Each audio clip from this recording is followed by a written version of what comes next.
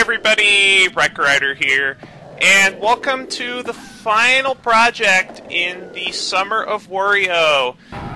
Let's play Wario Land 4. Yeah, I'm going to skip the intro in the other playlist. If you want to see the full intro, go ahead and watch the normal mode playlist.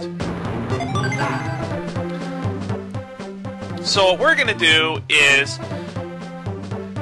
because this is the second playlist, we're going to play it on hard, and I'm going to explain some of the difficulty differences as we go. I've touched on them a bit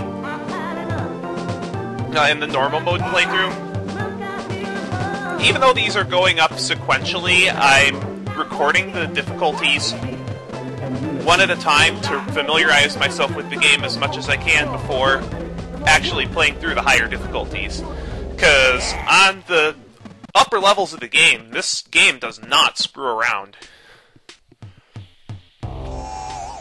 I believe I said this in the normal mode playthrough several times, but don't make the same mistake I did and jump straight to hard. Because if you do, this game will kick your ass. Anyway, let's go ahead and begin the entry passage and the tutorial stage, the Hall of Hieroglyphs.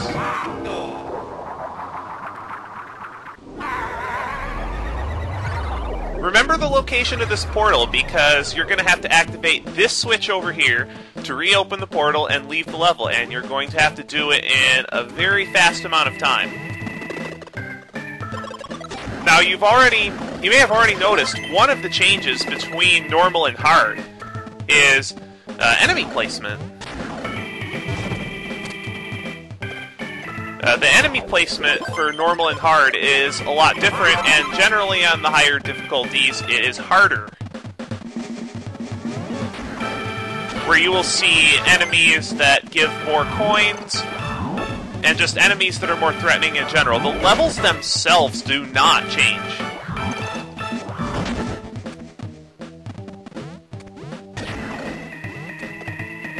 I know not everybody has watched the normal mode playlist, so I'm going to try to explain the game mechanics again, but I don't know how good a job I'll do. One thing new to Wario Land 4 is the charge. If you hold down the L or R button while moving, you'll be able to do a dash that lets you move faster and break more powerful blocks. Very useful in a speedrun. And it's required in certain parts just to beat the game. Now, you may be wondering why I skipped some enemies back there. The reason why that is because you see that little gauge beneath my health bar? If you can, every enemy you kill will fill that by one segment, and if you have full health and that gauge full, you will be able to you'll be able to get more coins from enemies, and that's important, especially in this stage, because it's very hard to get 10,000 coins, unless you know where everything is.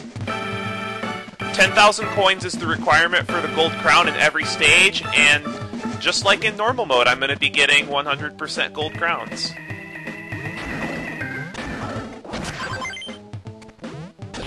Now, one thing I am heavily considering for the super hard playlist is post-commentary. And you'll see the reason why once we actually get to super hard, which will debut tomorrow, because that's the way this playlist is being uploaded.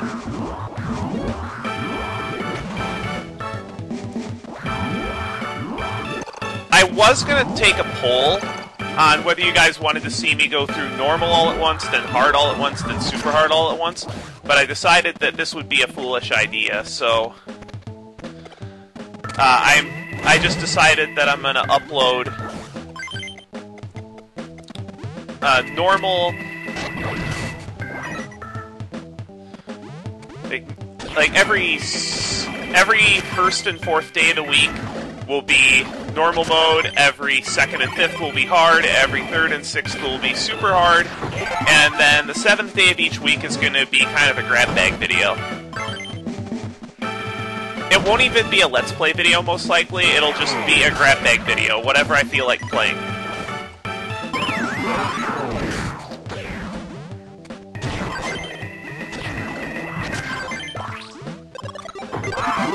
don't believe any of the statue pieces got moved.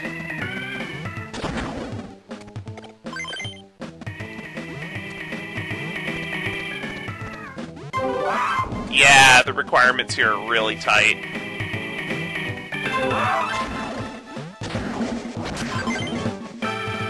What did I get on normal? Like 11,040? It seems like there are even fewer coins on this difficulty than there were on the previous one, which is odd. There must be fewer enemies. Well, in any case, another big difference between normal and hard mode is the time limit for the statue, or the frog statue. Notice we had 1 minute on normal mode, but we only have 15 seconds here.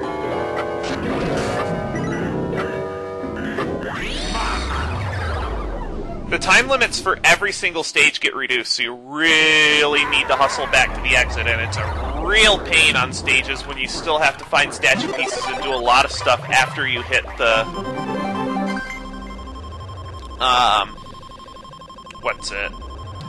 after you hit the frog statue.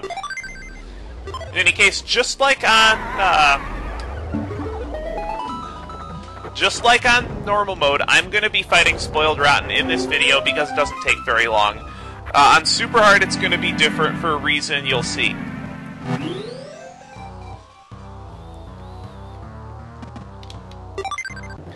I'm going to show off the mini-games in a bonus video next time, and don't bother watching the minigame video on multiple playlists.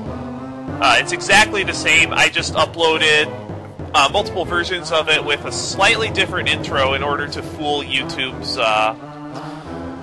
script for checking for duplicate uploads. Anyway, let's fight Spoiled Rotten. Oh boy.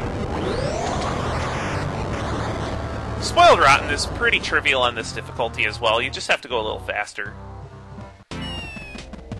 Now, one thing you may notice about the item shop is that the prices of items have increased by 50%.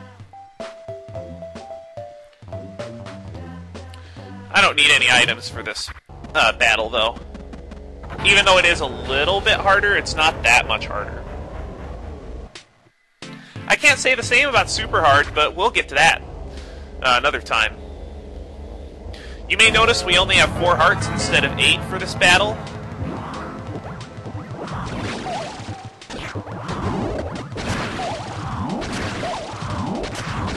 Just mash the dash button until it has 3 hits left. Then you'll have to jump behind it, whack it twice.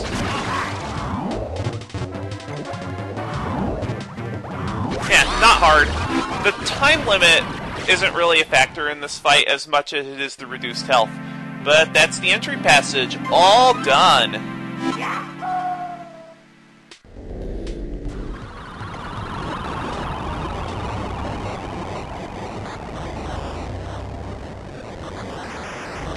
And in the center of the golden pyramid comes up another golden pyramid.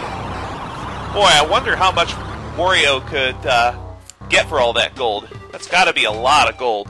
In any case, once you have defeated Spoiled Rotten, it opens up 4 passages, which is the meat of the game. The Emerald Passage, the Ruby Passage, the Topaz Passage, and the Sapphire Passage, each with their own set of stages, underlying theme, and a boss. We also passed by the Sound Room, which I'm going to be heading back to after every stage. Why is that? You'll have to find out when we actually play the game itself. And I'm going to head into the Emerald Passage next time, starting with Palm Tree Paradise. See you guys later.